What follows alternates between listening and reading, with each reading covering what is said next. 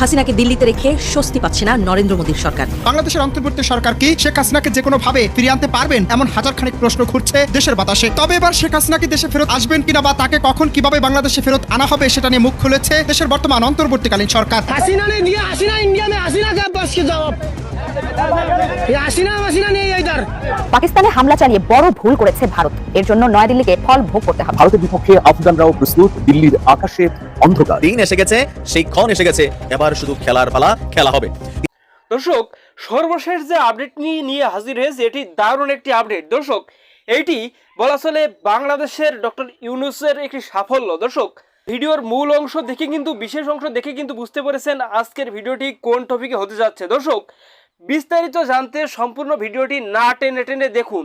দর্শক, তার আগে যারা আমাদের চ্যানেলটি এখনও সাবস্ক্রাইব করেননি, 1 থেকে 2 মিনিটের লাইভ আপডেট নিউজ পেতে ভালোবাসেন, আমাদের চ্যানেলটি সাবস্ক্রাইব করে পাশে থাকুন।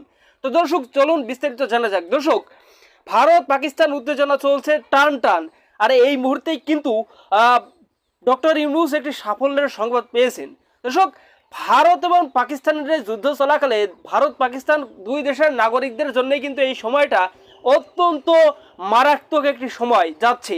নিরাপত্তাহীনতায় কিন্তু দুই দেশের নাগরিকরাই কখন কোন দিক থেকে কারা হামলা করে সবাই কিন্তু অনিশ্চিত।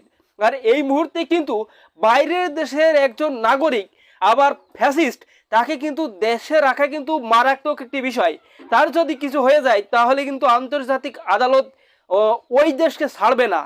এর ওই ধারাবাহিকতায় ডক্টর ইউনূসের আবেদনের ভিত্তিতে কিন্তু ফ্যাসিস্টকে কিন্তু বাংলাদেশে পাঠানোর সিদ্ধান্ত নিতে যাচ্ছে মোদী সরকার। দর্শক, মিডিয়ার সর্বশেষ আপডেট নিউজ এটাই বলছে।